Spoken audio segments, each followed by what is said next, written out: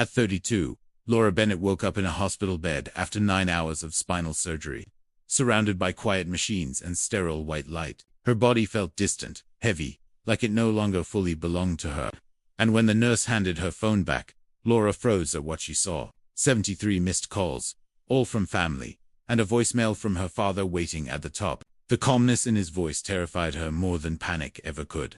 Her father's message played again in her ears as reality sank in. While she was unconscious on an operating table, they had sold her condo, her home, the place she spent 8 years paying for alone. He laughed lightly as he explained it was for Emily's wedding, as if nothing had been taken from Laura at all. Pain shot through her spine when she tried to sit up, but the deeper pain came from understanding that this was not a mistake. It was a decision lying there under fluorescent lights.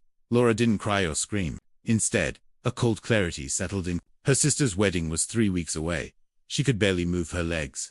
And yet her family had acted without hesitation. This wasn't miscommunication, and it wasn't love. It was choice. And for the first time, Laura knew she had reached the end of silence. 7 weeks earlier, Laura had been sitting in her neurologist's office when she finally received hope. Surgery for her damaged spine.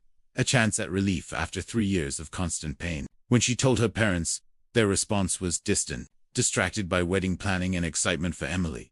When Laura said she would need help, the silence that followed told her everything she already knew. Growing up, Laura had learned where she stood. Her achievements were missed, dismissed, or overshadowed, while Emily was celebrated and protected. Laura worked double shifts to survive, while Emily received cars, money, and endless encouragement. Her parents called it support, but Laura knew it was favoritism, dressed as concern. That condo wasn't luxury. It was proof that Laura mattered, even if no one acknowledged it. She earned it through overtime, sacrifice, and years of choosing responsibility over rest. Every wall held the weight of her independence, and she never imagined it could be taken while she lay unconscious and powerless. What her parents didn't realize was that Laura had already saved them once. Years earlier, she secretly paid $30,000 to stop their home from being foreclosed, never asking for recognition or repayment. She called it family then, but lying in that hospital bed, she finally saw it for what it was. Enabling betrayal. When Laura confronted her father, his response was chilling. He insisted family helps family, dismissing forgery and fraud as inconvenience. When her mother called next, accusing Laura of selfishness, Laura asked one simple question about who actually owned their house. The silence that followed told her the truth had teeth. Laura's next call wasn't to argue, but to prepare. She contacted Aunt Ruth, the only family member who had ever seen clearly. Laura explained everything calmly and asked her to safeguard documents if anything happened. This wasn't revenge. It was protection, and Ruth understood the cost immediately.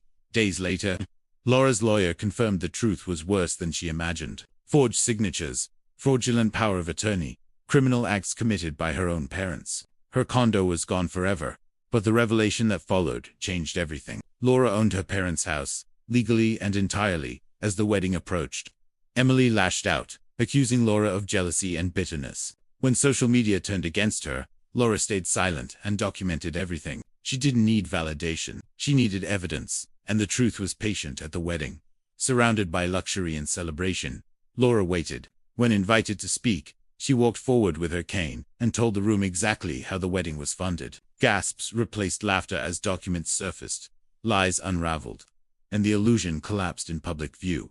Laura revealed the final truth calmly. The house her parents lived in belonged to her, and their lease was ending. Lawyers confirmed everything as guests watched the perfect wedding dissolve into chaos. Emily was left alone at the head table, and Laura walked away without raising her voice. In the months that followed, Laura enforced boundaries she once feared. Her parents lost the home, Emily lost her marriage, and Laura gained peace. She rebuilt slowly, donated rental income to help other women escape financial abuse, and learned that walking away was not cruelty. It was survival.